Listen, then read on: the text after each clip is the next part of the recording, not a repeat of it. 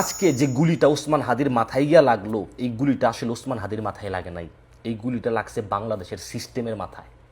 আজকে কিছু কথা আপনাদেরকে আমি বলতে চাই, এটা বলতে পারেন আমার সম্পূর্ণ ভিতরের ক্ষোভ থেকে।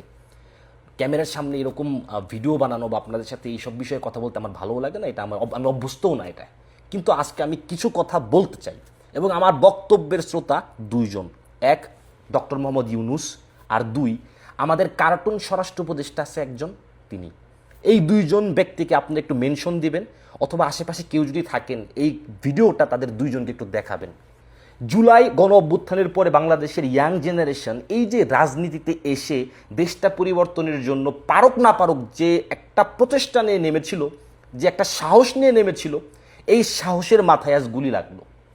এই গুলির ঘটনার পরে বাংলাদেশের প্রত্যেকটা পরিবার তাদের সন্তানদের নিয়ে চিন্তিত।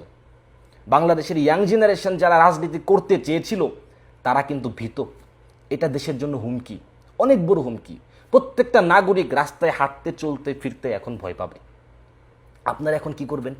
আপনারা একটা তদন্ত কমিটি গঠন করবেন, তদন্ত কমিটি গ্রেফতার করবে একজনকে, দুইজনকে, তিনজনকে, চারজনকে, পাঁচজনকে, তারপর আস্তে ধীরে তাদের হয়তো একটা শাস্তি দিবেন, যাবজ্জীবন হোক, ফাঁসি হোক, যেটাই হোক। কিন্তু এতে তো এই প্রবলেমটা সমাধান হবে না।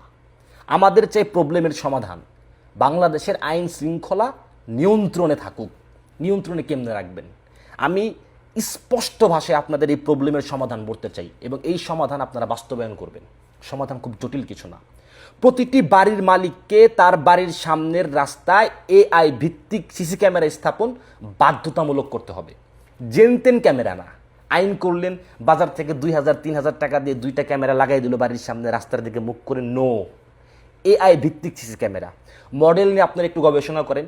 হিগভিশনের মডেল আছে কিছু, অ্যাকুসেন্স এআই ক্যামেরা আছে, ডার্ক ফাইটার এআই ক্যামেরা আছে। 2টা ক্যামেরা লাগাইতে 50,000 থেকে 1 লাখ টাকা খরচ হবে। ওই স্ট্যান্ডার্ড মানের ক্যামেরা বসাইতে হবে। কোন মডেল বসাইলে ভালো হবে এটা নিয়ে আপনারা একটু গবেষণা করলে খুব সুন্দর বলতে পারবেন। এই ক্যামেরা অস্বাভাবিক দৌড়ঝাঁপ, সংঘর্ষ কিংবা কোনো অস্ত্রের মতো যে কোনো অবজেক্ট এবং রাতের অন্ধকারও স্পষ্টভাবে এটা কি করতে পারে, ডিটেক্ট করতে পারে। এতে কি হবে? এই ক্যামেরা দ্বারা আপনারা দেখতে পারবেন স্পষ্ট।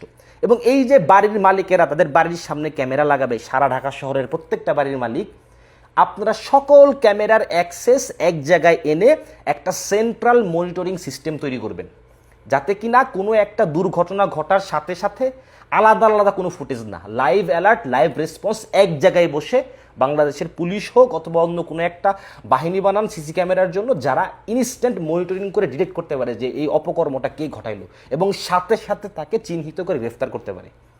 আমি সৌদি আরবের রিয়াদে আছি। সৌদি আরবের রিয়াদের প্রত্যেকটা রাস্তাঘাটে এরকম সিসি ক্যামেরা বসানো আছে। যে কোনো জায়গায় কোনো দুর্ঘটনা ঘটলে গভর্নমেন্টের কাছে 10-15 মিনিটের ব্যাপার, ঘটনা কী ঘটলো তাকে খুঁজে বের করা।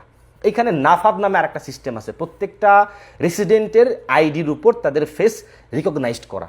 কেউ একটা কোনো ঘটনা ঘটাইলে 10-15 মিনিটের ভিতর গভর্নমেন্ট বুঝে যায় ঘটনাটা কে ঘটাইলো। আপনারা দরকার এই সকল সিস্টেম বাংলাদেশে ইনস্টল করেন। এখন বলবেন যে না আমাদের বাজেট নাই, টাকা নাই। কি করেন? বাজেটের টাকাটা যে আপনারা লুইটা পুইটা খান এটা তো আমরা সবাই জানি। আল্লাহর হস্তে এখন দয়া করে একটু কম লুটে পড়ে খান। লুটে পড়ে খাইতে মানা করতেছে না, খান, কিন্তু আল্লাহর হস্তে 2টা কাজ করে তারপরে 1 টাকা খান। আপনারা তো লুটে পেটে খাবেনই। দয়া করে এই আইন বাস্তবায়ন করুন। প্রত্যেকটা বাড়ির মালিকের সামনে একটা স্ট্যান্ডার্ড মডেলের সিসি ক্যামেরা স্থাপন এবং সকল ক্যামেরার একটা সেন্ট্রাল মনিটরিং সিস্টেম তৈরি করেন।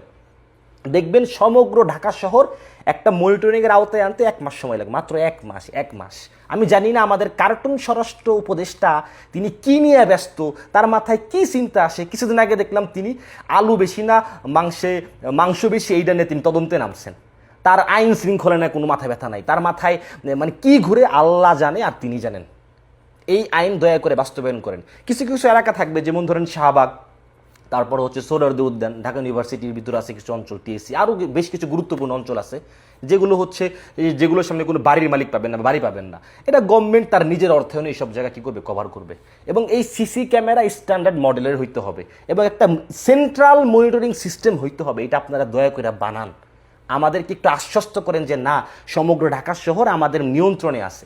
বাড়ির মালিকরা একদম স্বেচ্ছায় সবাই লাগাই দেবে সিসি ক্যামেরা। বাড়ির মালিকরা দরকারে প্রয়োজনে ভাড়াটে এদের কাছ থেকে সার্ভিস চার্জ নেয়, সিসি ক্যামেরার জন্য একটা সার্ভিস চার্জ নিবে। বা বাংলাদেশের মানুষ নিজেদের বাঁচানোর জন্য হলেও এই টাকা ইনভেস্ট করে আপনাদের সিসি ক্যামেরা বসিয়ে দিবে এবং এই সিসি ক্যামেরার মাধ্যমে আপনারা মনিটর করতে পারবেন। এখন অনেকে বলবেন সিসি ক্যামেরা লাগাইলে সেই সিসি ক্যামেরাও তো চুরি হয়ে যায়। সিসি ক্যামেরা যদি চুরি হয় সেন্ট্রাল মনিটরিং সিস্টেম থেকে দেখে কে চুরি করলো তার সাথে সাথে গ্রেফতার করবেন, তাকে ধরে নিয়ে আসবেন।